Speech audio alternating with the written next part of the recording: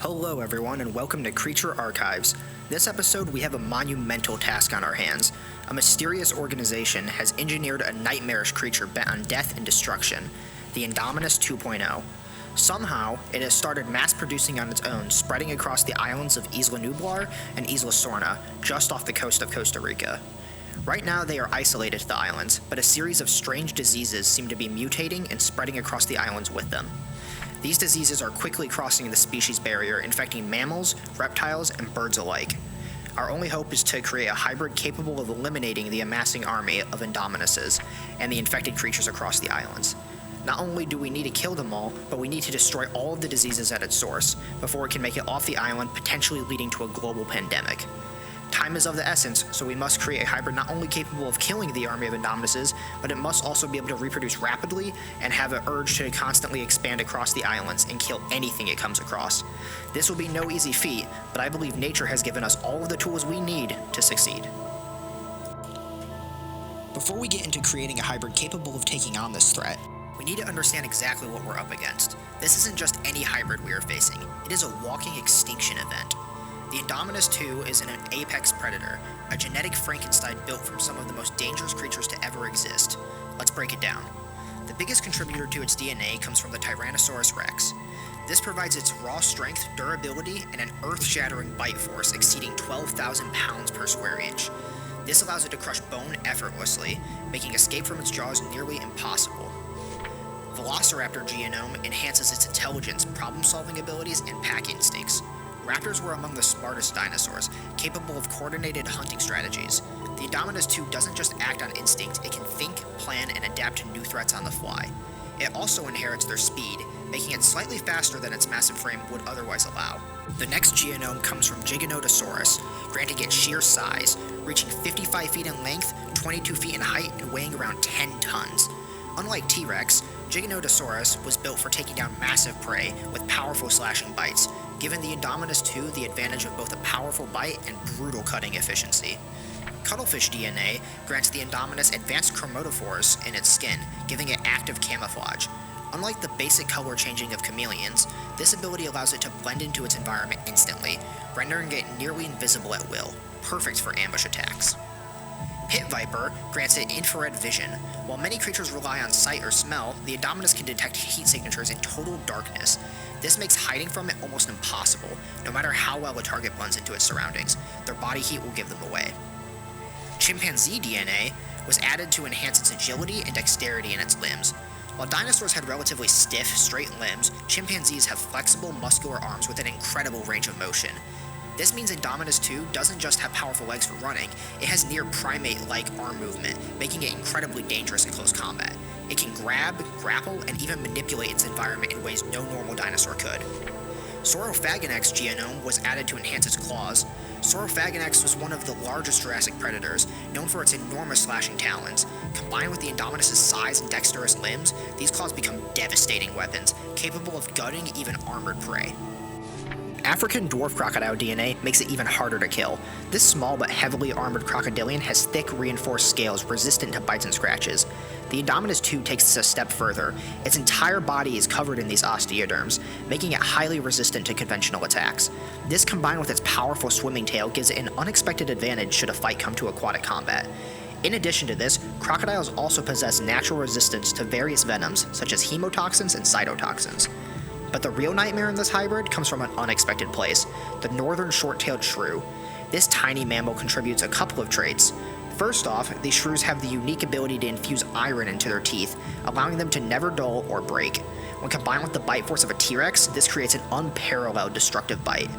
Shrews are also highly resistant to glycoprotein-based venoms, which are common in many types of snakes. The final genome added is what makes this situation not as simple as just taking out one Indominus. Whip-tailed lizard DNA grants an ability called parthenogenesis. This means that the Indominus doesn't need a mate to reproduce. It allows it to create clones of itself, effectively building an army of monsters with no limit to their numbers. That means we're dealing with a highly intelligent, strategic killer with full body armor, infrared vision, and an insatiable hunger.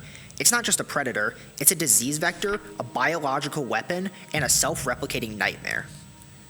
This was just a quick overview of this monstrous hybrid's capabilities, but I highly recommend you go and check out Goji Center's video for a more in-depth breakdown of this monster's ability, link in the description. Now that we understand the monster we're up against, it's time to design a hybrid that can not only challenge the Indominus 2, but completely eradicate its army before the infection spreads beyond the island. But how do you fight something with such raw power, intelligence, and adaptability? You don't fight it on its own terms. You create something that fights in a way it can't counter. Our first genetic blueprint doesn't come from a towering dinosaur, a monstrous reptile, or even a modern apex predator. It comes from a lineage of assassins that have dominated the skies for hundreds of millions of years. A creature so efficient at hunting that it holds a 97% hunting success rate, higher than any other animal that has ever lived. Meet the dragonfly, nature's perfect killer. Now I know what you're thinking. You've lost your mind. But stick around because I think you'll find that the dragonfly will form the base for the perfect counter to the Indominus 2. More specifically, we will be using an ancient species of dragonfly that lived long before the dinosaurs, Meganeura. Those of you that have watched my Could Platypus Survive in the Carboniferous Period video may remember this creature. Meganeura was a prehistoric giant dragonfly that ruled the skies of the Carboniferous Period, boasting a wingspan of 4.5 feet, a wingspan comparable to modern-day hawks. But don't be fooled by its insectoid appearance. This was one of the most lethal predators to ever exist.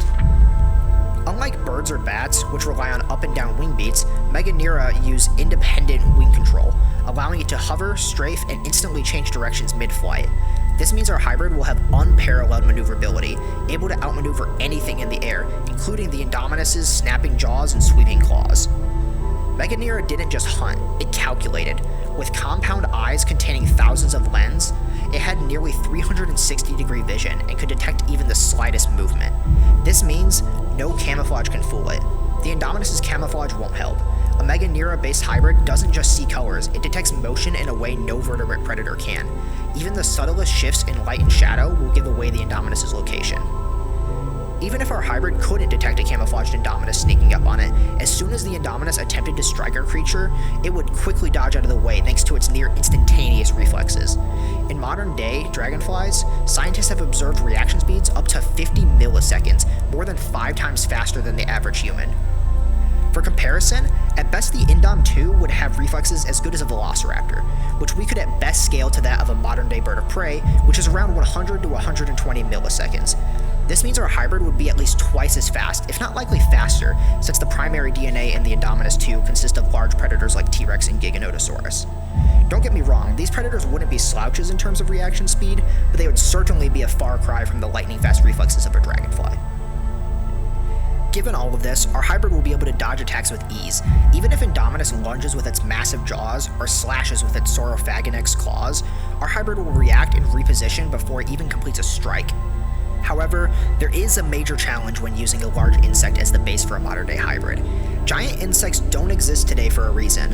Unlike vertebrates, insects rely on a passive tracheal system for respiration, which is far less efficient than lungs.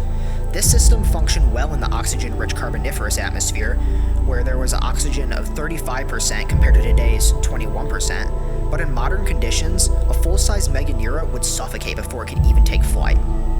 Fortunately, Jurassic World Dominion provides a solution. The film introduced genetically engineered giant locusts, demonstrating that Jurassic Park's advanced science would overcome these limitations. Whether through genetic modifications or artificial respiratory adaptations, the possibility exists. With the right bioengineering, Meganeura could take to the skies once again. Meganeura's speed, maneuverability, and vision alone make it an ideal foundation for our hybrid, but we're just getting started. To take down a monster like Indominus 2, we need more than just aerial supremacy. We need the perfect weapon. And for that, we turn to another unlikely creature, one of the most horrifying, venomous hunters of the deep, the geographer cone snail. This creature might not look like much, but don't be fooled. This little snail is a predator of nightmares. Its weapon? An insanely powerful and precise harpoon system that shoots venomous projectiles with the deadly accuracy of a sniper. When it hunts, the geographer cone snail uses its specialized harpoon-like tooth to shoot a barb filled with venom directly into its prey, striking at speeds of up to 400 miles per hour. And this isn't just any venom, this is a concoction of neurotoxins and conotoxins that paralyzes the nervous system almost instantly. It is essentially a living sniper rifle, capable of delivering a fatal blow from a distance with incredible precision. This harpoon launching ability in our hybrid would be further enhanced by the Meganeera's amazing eyesight. As one of the most accurate aerial hunters to ever exist, the Meganeera's vision allows it to track its target with pinpoint precision. Its large, multifaceted eyes give it the ability to track movement in the air and on the ground with both speed and accuracy. This, combined with the harpoon launching ability of the geographer cone snail, creates a perfect synergy: precision vision paired with a sniper-like strike delivering potent venom. Now you might be wondering, wait a minute, didn't you say the Indominus 2 has resistance to venom? And you would be absolutely correct, but here's the thing. The Indominus 2's resistance is mostly to glycoprotein venom. It wouldn't possess any resistance to neurotoxins or conotoxins, the exact type of venom found in the geographer cone snail. This means the harpoon's venom at a sufficient dose would still have a devastating effect on the Indominus, paralyzing it and leaving it vulnerable to further attack. So, despite its powerful defenses, the Indominus 2 has no protection against this unique paralyzing weapon. For our hybrid, this harpoon launching ability is key. While the Indominus 2 boasts its devastating bite and enormous size, it has no defense against an attack that comes from a distance, delivered with such precision and lethality. It's the perfect weapon for a creature designed to take down even the most fearsome of opponents. Once struck, there's no escaping the paralysis that follows, leaving the Indominus vulnerable to follow-up attacks. While the geographer cone snail's harpoon is an impressive weapon on its own, it wouldn't be enough to take down a creature as massive and resilient as the Indominus 2. To truly make our hybrid a force to be reckoned with, we need venom that can incapacitate a large target swiftly, and there's no venom quite like that than the inland taipans. The inland taipan is known for having the most potent venom of any land snake, and it's the secret ingredient to making our hybrid's venom even deadlier.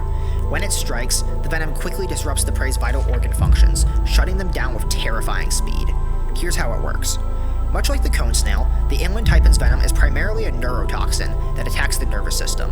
Once it enters the bloodstream, it targets the brain and spinal cord, blocking neurotransmitters and impairing nerve function. This leads to paralysis, but the effects don't stop there.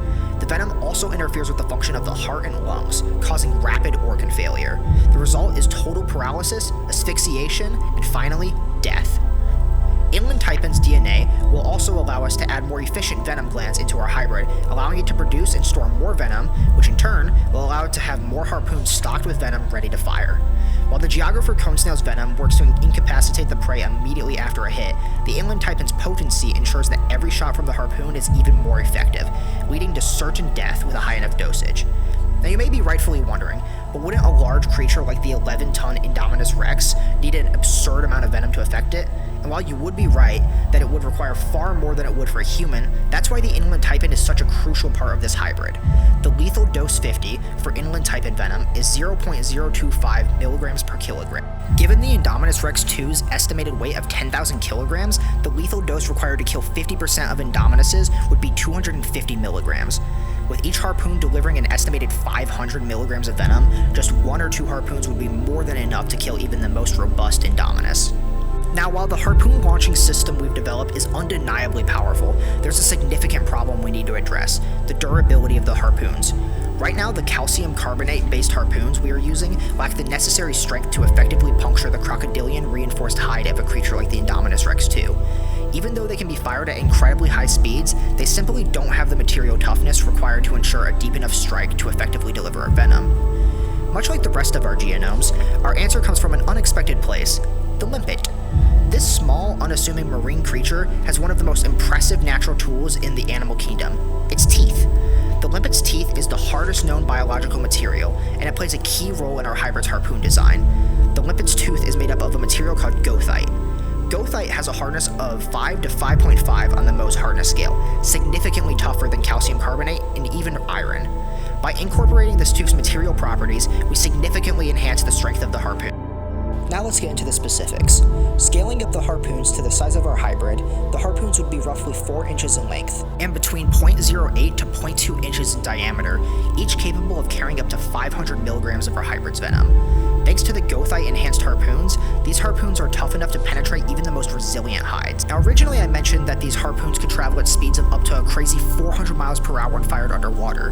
However, in the air, there would be far less resistance, and the harpoons could likely reach even more insane speeds, potentially upwards of 600 miles per hour.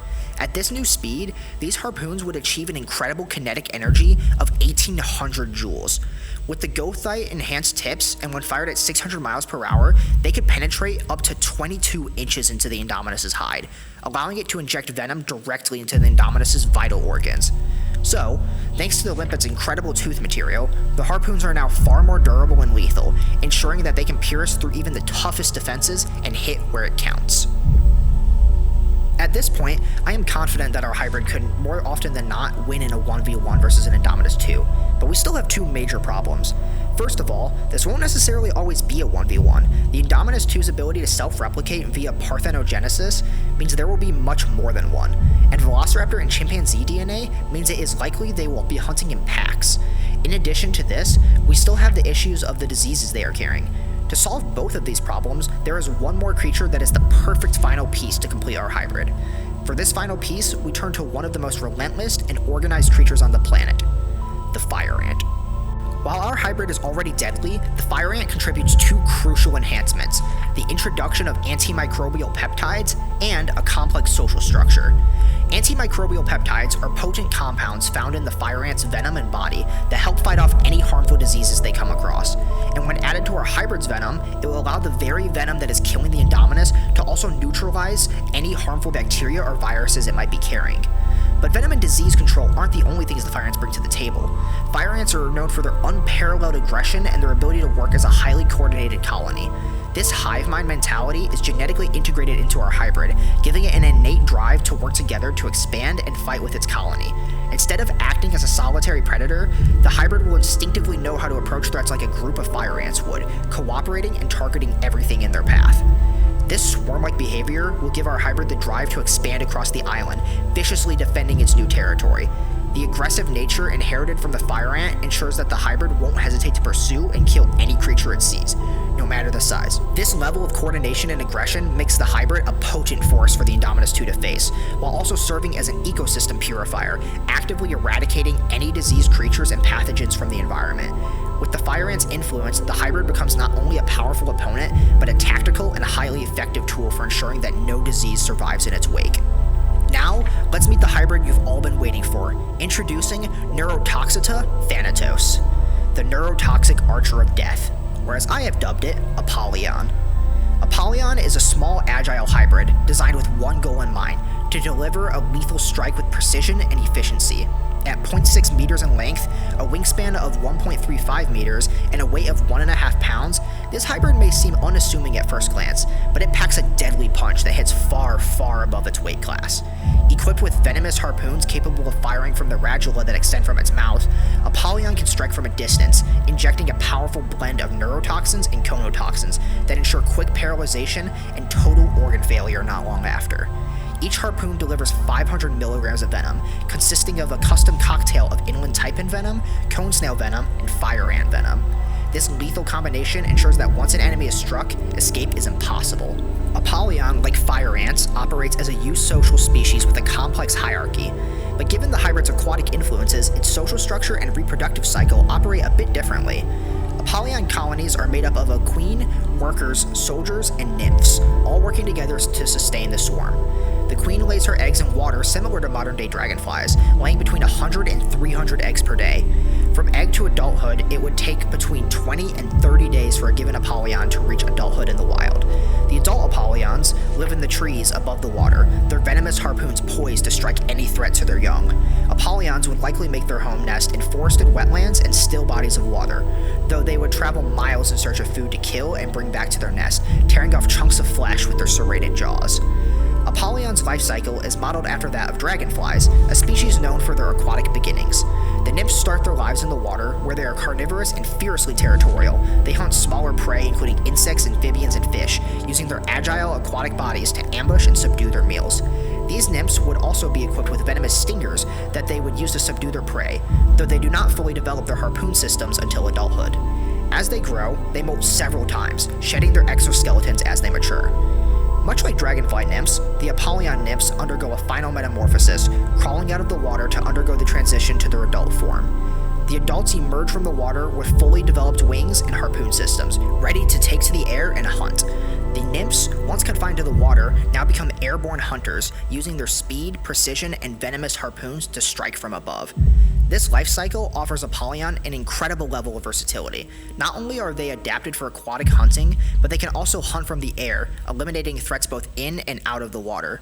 Some adults' full-time jobs are to stay at the nest guarding the queens and babies.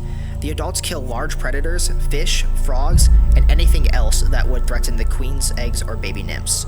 Apollyon would not only bring meat back for the adults guarding the nest, but they would also drop chunks of chewed meat into the water for the voracious nymphs to feast on as they grow to adulthood. This hybrid is the perfect combination of speed, precision, and lethality. Apollyon is not meant to stand toe-to-toe in physical combat. Instead, it relies on its venomous arsenal, agility, and range to overcome much larger and stronger adversaries. Before we release the colony onto the islands and analyze how this fight would go down, be sure to like and subscribe if you are enjoying this video so far and would like to see more content like this. Now, let's dive back in. With our hybrid created, it's time to set Apollyon loose. 2 colonies are introduced, one per island. Each colony begins with a single queen and about 50 workers and soldiers. The workers would immediately set out to secure territory, eliminate competition, and establish hunting grounds. While individually lethal and more than capable of taking down a single Indominus, their true strength lies in their overwhelming numbers and coordinated attacks. The island skies would soon be covered by a blanket of flying assassins, killing anything that moves. For a time, the Indominus Rex II continues to reign supreme, unaware of the silent threat multiplying in the shadows. But as Apollion's numbers swell, the balance quickly shifts. The first encounter happens in the dense jungles of Isla Nublar. An Indominus, sensing movement, spots an Apollyon hovering just out of reach, its iridescent wings flickering in the light. It lunges, but the hybrid is too fast. A venomous harpoon fires, striking deep. The Indominus recoils, its body registering pain, but not yet recognizing the true danger. The neurotoxins are already working, disrupting its nervous system, slowing its reaction time. Then, the swarm emerges. Not dozens, hundreds. Workers rain down from the trees, the radula firing harpoon after harpoon, each one injecting another lethal dose. The Indominus thrashes, roaring in fury, its claws slicing through the air, but its movements become sluggish, its vision blurs, its body refuses to respond. Paralysis sets in. The beast crashes to the ground, muscles locking, breath coming in ragged gasp. The Apollyon colony claims its first prey, and this is only the beginning. The other Indoms quickly become aware of the rising threat, but there is nothing they can do against such a fast, deadly, and overwhelming force. Some use their intelligence and camouflage to attempt to hide, but the sharp compound eyes of the swarms of Apollyon make this impossible. The Apollyon swarms would spread across the island, killing and consuming creatures of all sizes to fuel their rapidly expanding colony. Inevitably, the colonies would hunt every animal, dinosaur, and hybrid on these islands to local extinction. With 2 queens, 2 colonies, and an ever-growing swarm, the islands are no longer ruled by dinosaurs. In this little slice of the world, the age of arthropods has begun again. It's a good thing our hybrid can't get off the islands, otherwise this could cause serious problems for the rest of the world. Wait. Oh no. Now that we've successfully taken down the Indominus Rex II and have eliminated the plague that has spread across the island, what do you think? Could Apollyon truly wipe out the Queen of Beasts army, or would it face challenges that haven't yet been considered? Let me know your thoughts in the comments below. If you enjoyed this episode of Creature Archives and want to see more content like this, be sure to like, subscribe, and turn on notifications to stay up to date on future content. Until next time, stay curious, and I'll see you all in the next video.